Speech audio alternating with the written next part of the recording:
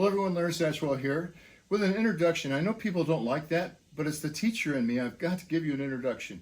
Got a text message yesterday from my daughter that teaches virtually this year, and she's been sitting down all day since school started. So she just needs a simple desktop podium-like box that she can set her laptop on so she can stand while she's doing her Zoom teaching.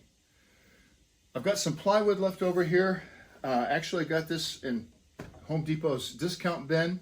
It's not the best looking stuff in the world. It would be better if she painted it, but I'm hoping this project's only going to take a morning here. She's coming tomorrow.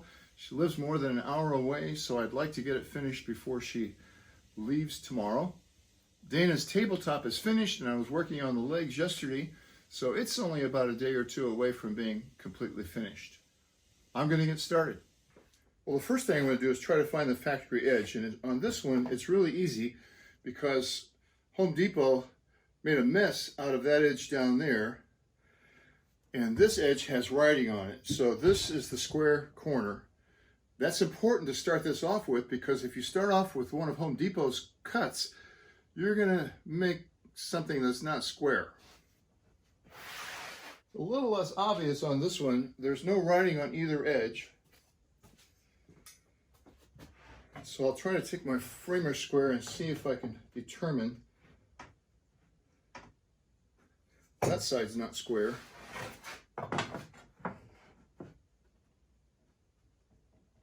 All right. This is about a 1/16 off, so that made it quite easy. That's the factory edge there. That's important. I know I've got a factory edge here. I know I want this to be 15 inches wide. It's not long enough to get 3 pieces of 20 inches out of it. 20 inches high, 15 inches wide, 20 inches wide, 15 inches deep. Anyway, I have a 0 clearance insert in my table saw here, so it will cut nice and clean, and a pretty sharp blade. First thing I'm going to do is rip everything down to 15 inches.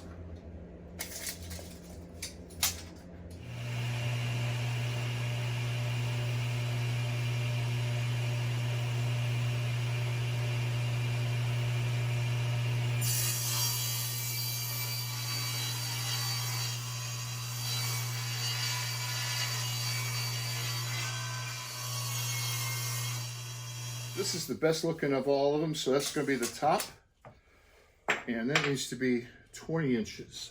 This cut doesn't feel safe to me, and here's why. I've got 20 inches over here and all of this over here, so as I push this, it wants to twist. That, to me, tells me I'm going to get a kickback. That's not what I want. So, to solve that problem, I will measure this top at 20 inches.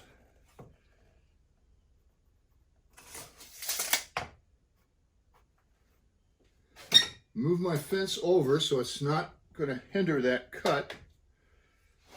Raise my blade up a little bit.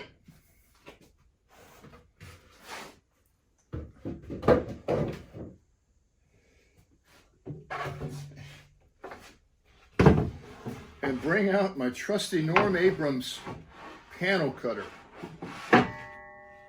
which I haven't used for a while, so it's really dusty.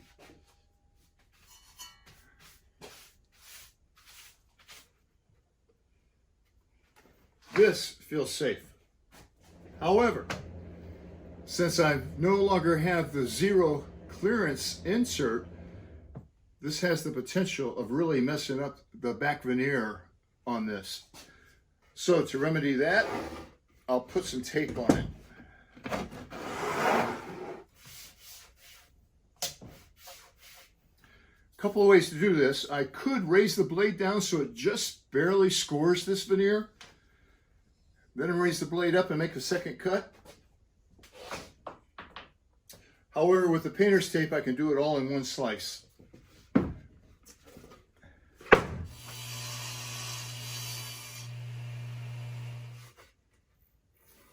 Looks good.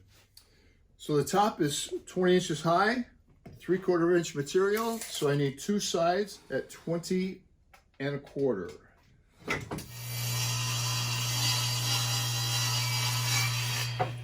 So now we're back to that same situation where it doesn't feel safe.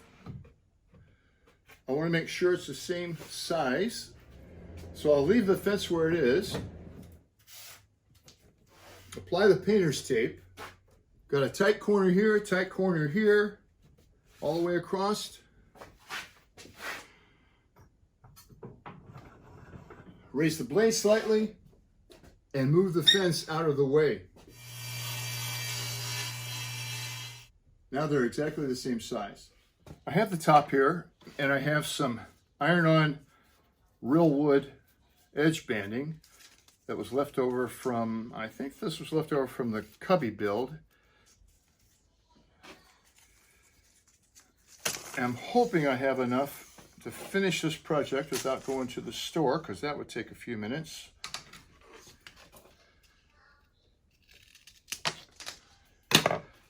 I've sanded this with 150 grit, so it's really nice and smooth. And I have a very hot iron.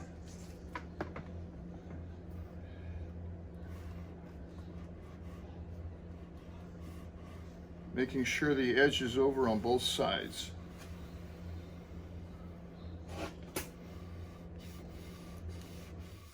Since this is the top, it'll be seen from all four sides. So I'll repeat this on every side. And then on the legs, we'll call those the legs, they'll only be on the top, the front and the back. So while this is cooling off, I'll do the other sides and then address the ends.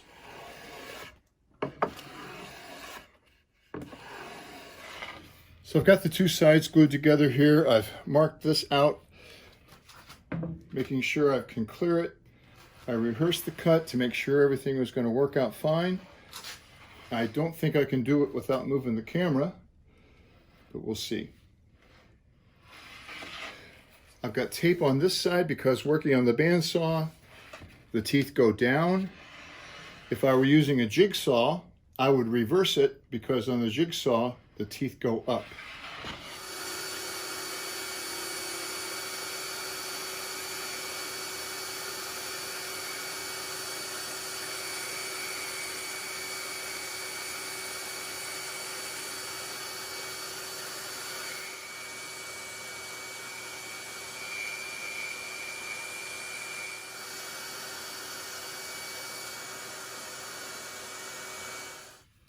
A nice clean cut on both sides, so now I take it over to the sander and clean it up.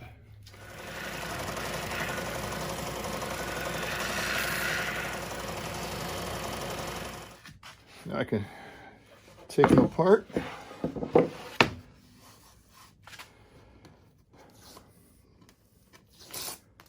Need to sand the inside and cut some pocket holes. Since my bench is occupied, I brought this outside. They're doing construction next door, so you might hear a lot of construction noise. This is the inside.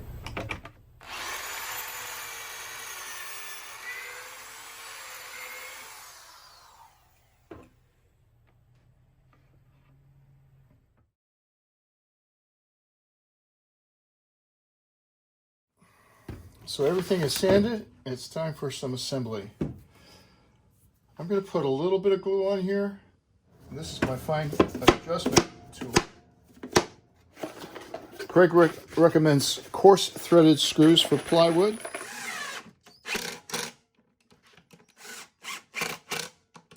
All right, that looks pretty good. Now for the other side.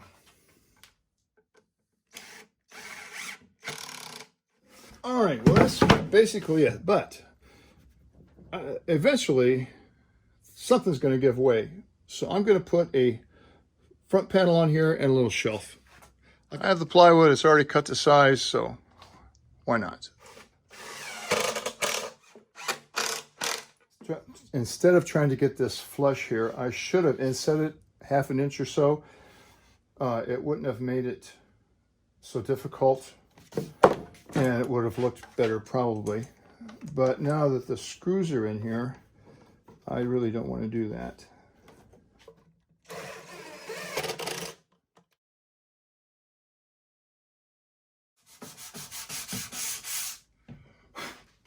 Well, Bree, here it is.